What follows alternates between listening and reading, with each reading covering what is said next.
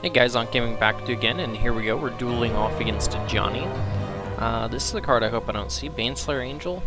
It's like that card that from the last matchup, but even worse for us. Baneslayer is fairly unbeatable for us. We have 3 answers. No, we can't beast within it. Can we? Beast within target non-creature, or is it just target permanent? I can't remember. But either way, basically we have the spider to kill it. And we have our Death Touch Reach guys, but she has First Strike, so they don't even help there. So his deck is potentially a challenge. In the last episode I talked about how some of the reasons why green decks have trouble is because they don't have good card draw. One of the real reasons is green decks tend to not have a way to... this is a reasonable hand just because these guys replace themselves, so hopefully dig us to a better card. But green decks have a lot of trouble because they have no way to basically clear the board once they're behind. So, alright, Sarah's Ascendant. That's right, he's got a life gain deck. It's lagging really bad. I'm sorry there, the frame rate just pretty much dropped to 0. I have no idea why. Okay. I do have, on my second monitor, I am watching the IPL Face-Off. It's, if you play League of Legends, it is Dignitas versus Meat Playground, I guess. I'm just kind of like, I have it going on the side, just kind of keep an eye on picks and bans right now. Alright, so his team could get very big on me very quickly. This guy's the lifelink, so this guy's going to be a 3-3 now. This is a pretty good start for him. I'm in some trouble. This guy fly? No, okay. But we are in trouble here. Whoa, come on frame rates. Oh, I do have a video converter thing going on in the background. That's why I'm lagging.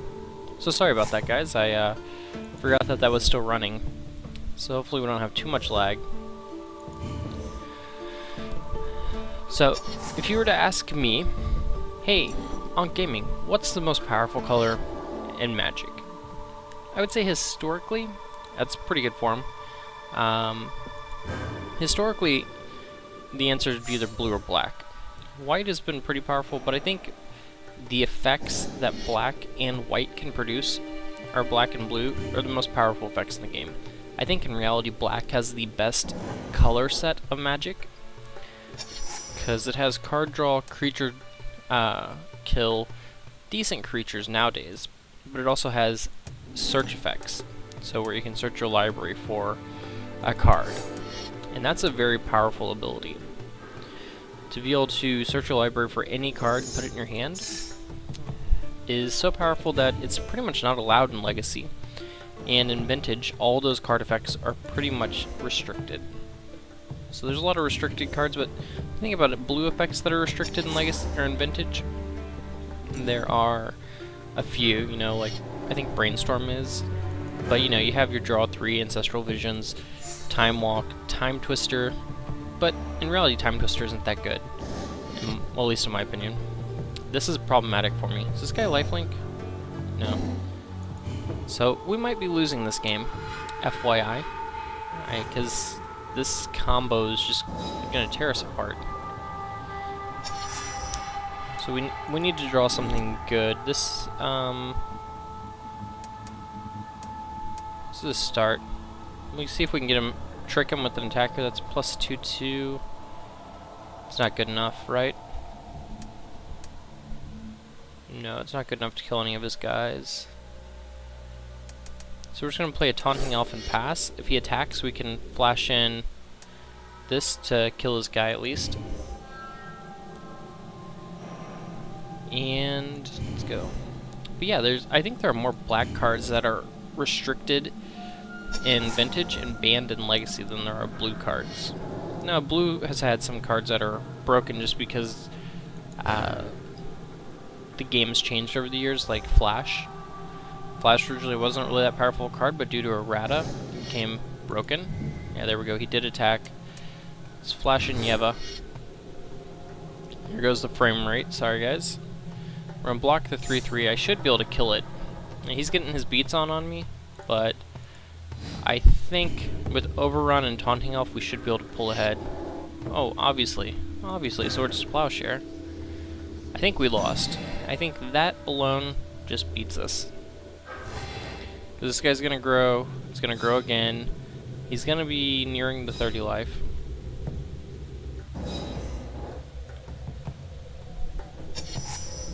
We're in some serious troubles. Let's draw a card. Our real hope here is to overrun him, but that's gonna be difficult.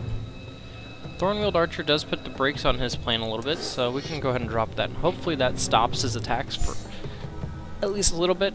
Most likely he has another Swords to Plowshare or something. So Johnny's deck is pretty sweet when it's unlocked. Overrun might get us the win. As it stands, it just doesn't do enough damage. So we have what? 4, 4, 4. So that's 6, 12. Whoa, just all out attacking. Am I dead? Alright. Let's see. I'm at 12. So we got 1, 5, 5, 13. He is attacking for lethal. Huh. How do we block here? Like, the ground guys I'm not as concerned with, so I think we have to block Flyer. I think we gotta block this one. And I think I'm willing to trade off a guy. Like that. If he has some kind of pump spell, I'm dead.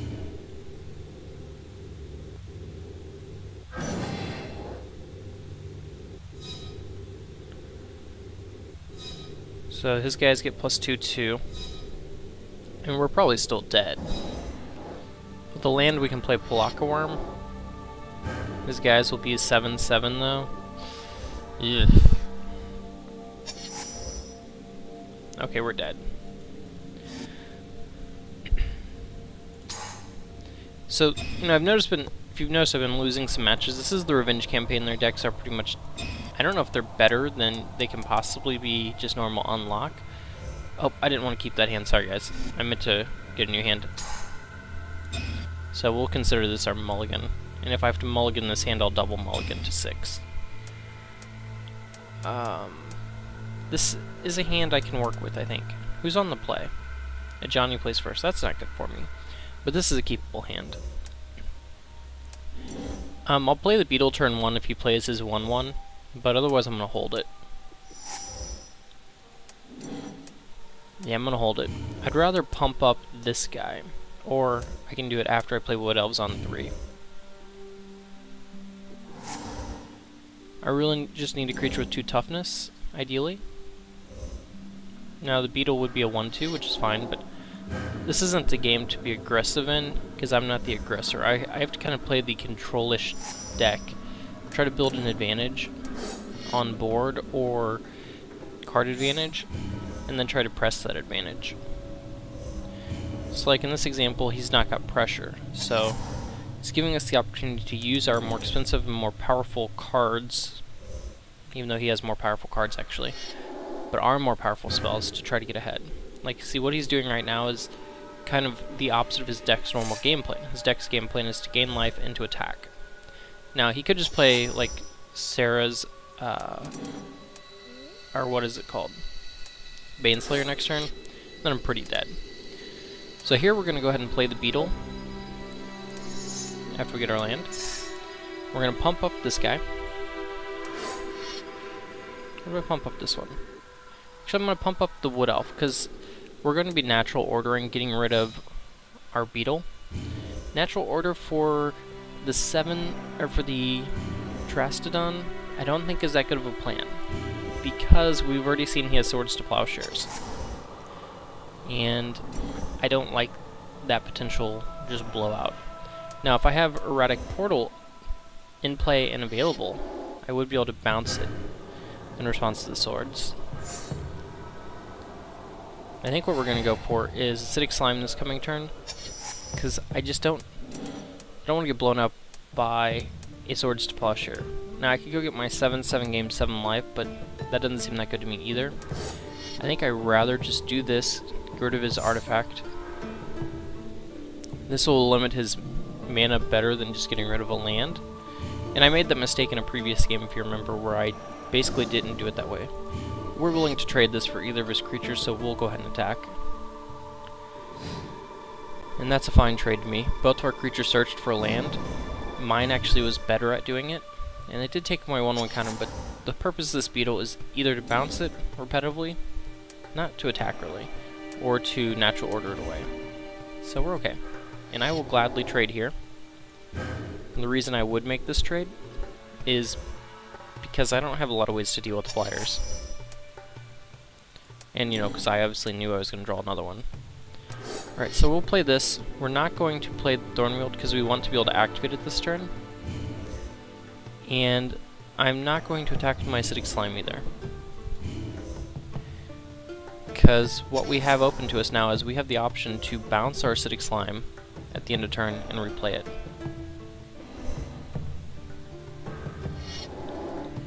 Okay. I don't mind that guy at all. So what we're going to do is go ahead and bounce the Acidic Slime. He could Swords to Plowshare, but he probably won't.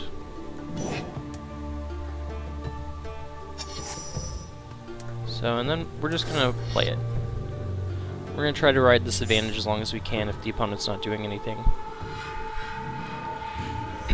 This also, the more lands we destroy makes Erratic Portal more powerful. So like next turn if he drops Baneslayer Angel and not a land, we can just bounce his Baneslayer Angel.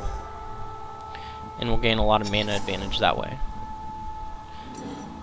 Right now we're spending money to eventually make money. Alright, so he didn't do anything again, so we're going to just keep rinsing and repeating on this. This isn't the most exciting thing. This is what this deck can do. Alright, so we have Wood Elf. But then I wouldn't be able to play anything else except for I could play Archer. We're just going to stick to this plan for at least one more turn. I want to keep him at 5 lands, ideally. I mean, he's not applying anything to the board, so I don't have to. Who knows, he could have Day of Judgments.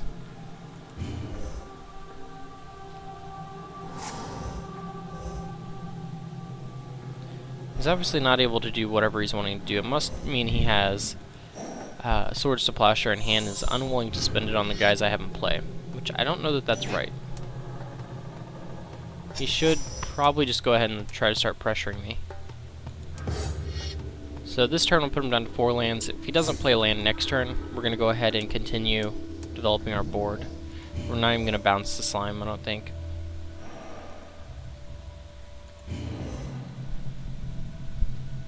I think we'll just... well, we may still bounce... No, I'm not going to bounce the slime if he doesn't do anything. Or am I? Alright, so here he's giving us an opportunity to block. I'm at 20, I'm going to go ahead and take it. It means he has a trick. His trick is probably Divine Offering. So you know what? I'm willing to see if he has that. I have another one of these to play, so let's just see what he has. Nope. Or not Divine Offering, Divine Verdict.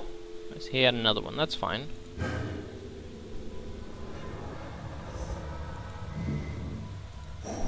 So we're going to go ahead and activate this just to make him spend a mana or decide to keep his guy in play. So, that's fine. I didn't want to bounce my slime this turn, that was kind of the point.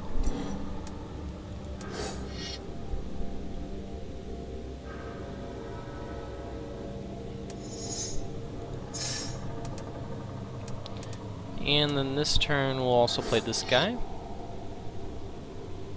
Now I could have bounced this and replayed it. That actually probably would have been the right play. Is to bounce my Wood Elves just to develop some more mana.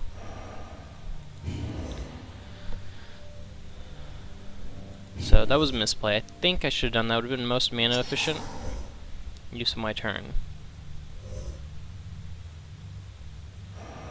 This time if he attacks for 2, I'm just going to take it. He does not.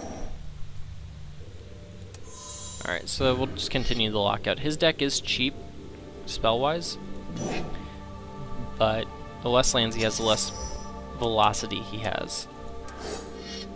This is a good turn for us. So we get to do that, we get to play Visionary. and we get to hold this open. Eventually we'll get to a point where if he doesn't have enough lands, we can just start bouncing all of his permanents to his hand. And there won't be anything he can do about it. Now with this, next turn we will be able to get a good attack in. I don't want to attack with this and just trade here, because then this guy grows. But next turn. Next turn we get to start applying pressure. I know this isn't the most exciting victory path. So this is called grinding.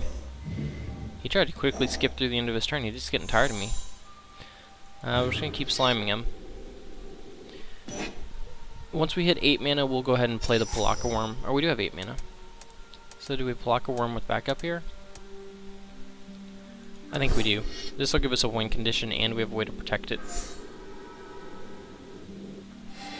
This can beat Baneslayer Angel. One-on-one. Now if he has Swords to Plowshare, I can bounce my guy. There we go, he does. Now we spent 8 mana to get a card out of his hand. But that's fine actually. It's one of his better cards. And no attacks. Plays that guy, that is fine. Notice this guy gives us 7 life too, so we did gain 7 life in that exchange. And now we're cluttering our hand up with the 6 slimes. That's fine. The life we're gaining off this and the pressure he puts onto the board is worth it. Now if he has another swords, I couldn't imagine him having more than 2 Swords to Plowshares in his deck really. So if he has another one here, he has another one. Alright. Now this is an opportunity where we could bounce one of his guys. And that could be worthwhile, but I'm not going to. We're at 7 cards in hand, that's fine. We're due to draw a land. If we draw a land, 2 lands, we'll be able to just start playing double slime in a turn. So he's attacking me for 1 in the air. That is fine, I will take it. I am at 33. His air pressure is not high enough to matter. Alright, so he has slimed me, or he has done that to me twice. We're gonna go ahead and I think we'll just go ahead and we gotta get some stuff out of our hand. We can't afford to play another super expensive card. And we have a flash 2/2 that'll give us something to do next turn. Or I could bounce this guy. Nah. I think if he attacks this guy again, I might just I might block with Thornwield and bounce Thornwield to hand. That's possibly what we do.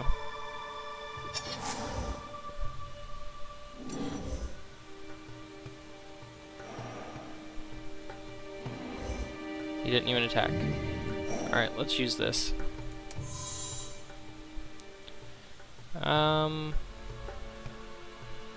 Return this. We can play the Wood Elf and a Slime next turn. And still have the bounce mana open.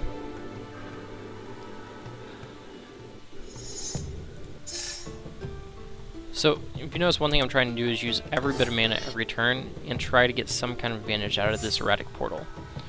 Erratic Portal is a very good card with this deck. And it's a lot more flexible than the Roaring Primodox, but Roaring Primodox would allow me to put pressure on the opponent right now. We're actually going to start attacking with one of our slimes. We have a bunch of them, and they trade with any of his creatures, and we're willing to make these trades.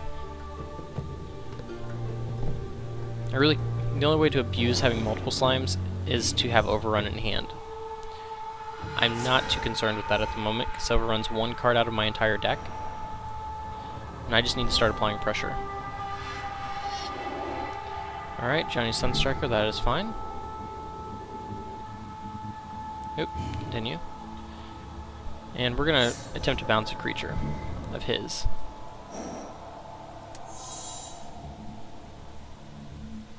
Or... no, I'm going to continue with the Wood Elf plan here.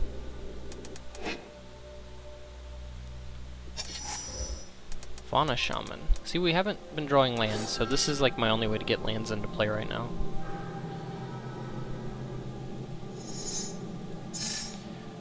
Alright, so we have 7 manas. Let's go ahead and keep sliming him.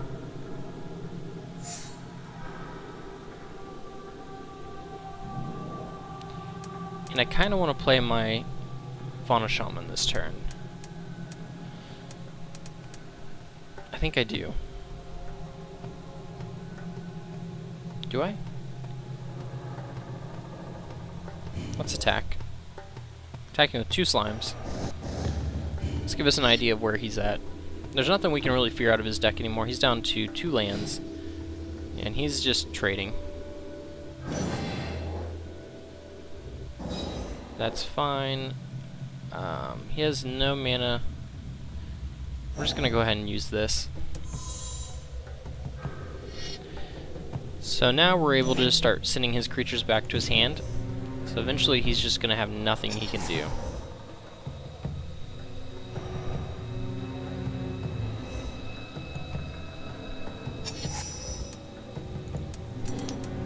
Okay. So let's go ahead and Worm it. And we're going to attack with a slime and Thornwield. There's nothing really we have to figure out of his deck anymore. We're too far ahead at this point. Now it's just a matter of getting to the end. If he blocks the Thornwield, I can flash in the plus... Or I can't flash it. It doesn't have flash, does it? Oh well. Yeah, let's go ahead and play Fauna Shaman.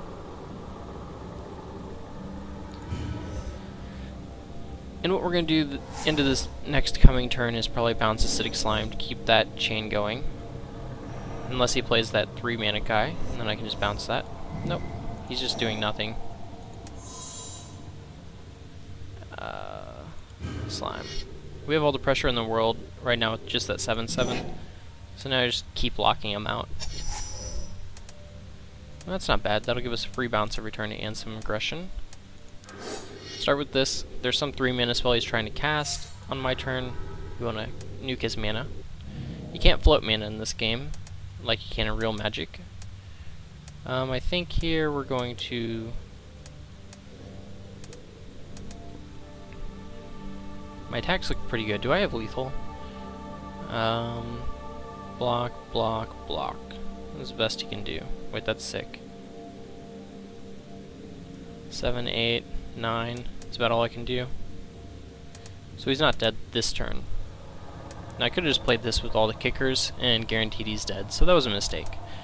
But we're just guaranteeing we can't lose, essentially, at this point. So I could Primadox. You know what? It's time to Natural Order. Game's over next turn. There's not much left in our deck, is there? And we're going to destroy that, that, and this. We'll give him a couple guys, that's fine.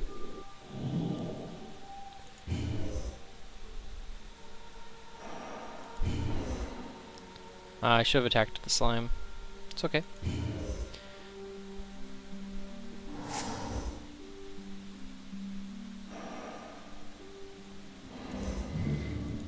See, then we have this advantage. We just get to kill those creatures we gave him.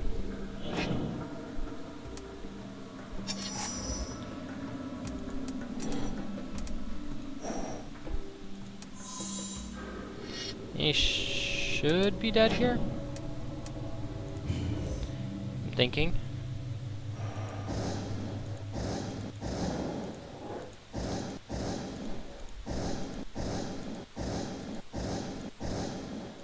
Should be dead.